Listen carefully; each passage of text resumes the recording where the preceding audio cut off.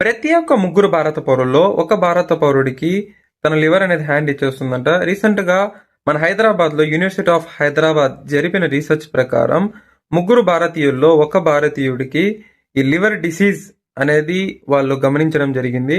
Mostly అందులో 80% IT employees ఉండడం గమనార్హం. 80% వాళ్ళు ఎవరైతే ఐటీ ఎంప్లాయీస్ పైన వాళ్ళు రీసెర్చ్ చేశారో ఆ 80% జనాలకి ఈ లివర్ డిసీజ్ అనేది ఉందని వాళ్ళు గ్రహించడం జరిగింది. మోస్ట్లీ ఐటీ ఎంప్లాయీస్ చూడడానికి గల కారణాలు ఏమంటే సిస్టమ్ ముందర ఎక్కువసేపు కూర్చొని వర్క్ చేయడం, mental stress, physical stress, work pressure and physical గా వాళ్ళు వర్కౌట్ చేయకపోవడం, ప్రాపర్ డైట్ మెయింటైన్ చేయకపోవడం, ఇవన్నీ దానికి కారణాలు కావచ్చు.